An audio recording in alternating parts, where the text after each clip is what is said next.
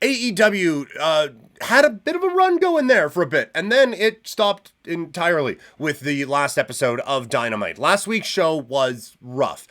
Someone in the YouTube comments, very recently actually, had something to say about this. Let me see if I can pull that up really quick. It probably won't show up here on the video, but I can at least read it.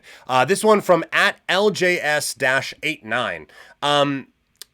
WWE/CM Punk fan here. Dynamite wasn't that bad. Wasn't great for sure, but wasn't that bad, bro. They book differently than pretty much every other company. You gotta try and watch through the lens of something alternative to what we are used to getting everywhere, getting everywhere else. And so, again, if you have any beef or any comments on anything that I say, leave a comment in the YouTube videos, or get at me on social media at Primetime Klein, or here in the chat if you're watching live on Twitch. I will say, I think it was that bad. And I like I said, I think that there has been something growing here with AEW for a bit. I haven't been as hard on AEW as others have been. I have still been critical, I will say that. And so maybe I need to ease up a little bit, but I understand, like, they book shows differently.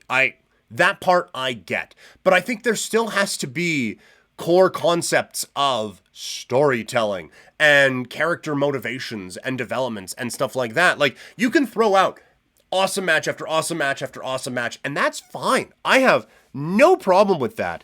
I think that there is a lot that you can do with that sort of a thing. The problem is they try to do these big stories and they do these big angles, but there's no story behind them. And so there's a lot of they cry wolf on that, right? Or it's just another one and another one and another one. And it's like, okay, well, why? Like, this is a big thing that's happened. Why do I need to take this seriously? All right, this is a big thing that's happened. Why do I need to take this seriously? That's why you get a little bit frustrated. So yeah, like, if they want to do, this is the super match show and we're doing that, that's fine. Can't have as many DQs as you have. Can't have as much interference as you have. But then you can't do the big angle with, like, this big, I mean, first it's the Young Bucks who are trying to take over control of the company, and then they just kind of don't. And now it's Moxley trying to take over the company. And like I said, I think that there is a world where this, like, Batman Gotham style of villain just coming in and no one is safe, then you can feel pretty good about things.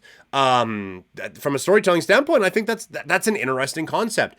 I just think the way they've gone about it sucks.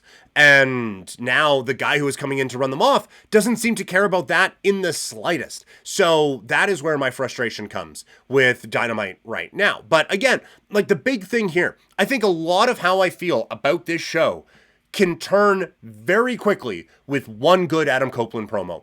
If he can just come out and instead of saying, I broke my leg and I'm dangerous, and if he can come out and say, like, Moxley's trying to steal the soul of AEW away. I came here because I believed in what AEW is and what it can be, and it's not what these guys think, and so this is why I am the one who should be fighting for the soul of AEW. This guy who came in and has had 9 matches here. This is why I need to do it. And I know he can get a little preachy with those sometimes, but I need something to tie the overall motivations of everyone together here with one good promo. And again, I think all it would take would be one good promo. I'm like, you know what?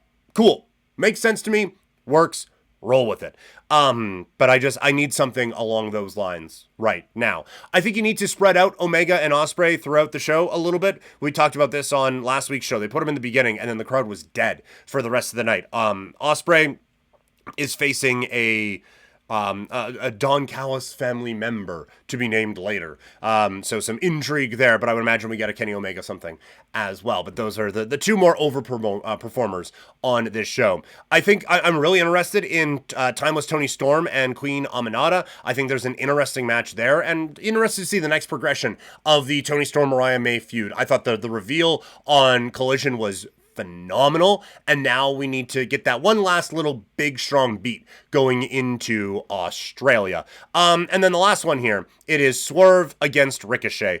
I think it's going to be an unbelievable match, and like, that match alone is worth tuning in for. So again, if you want to do awesome match, we are Awesome Match TV, and that's what we're going to do. That's great. I will be there for Swerve against Ricochet, and I will love it, and it'll be great. But we have to have clean finishes, and we have to have more than one on a show. So that's where I think they're just a little bit in between right now, and it's just a little all over the place. But I will say, last week was, I think, a bit more of the outlier. Recently, Dynamite has been pretty strong and building up a fair amount of momentum. So hopefully they get back on track this week.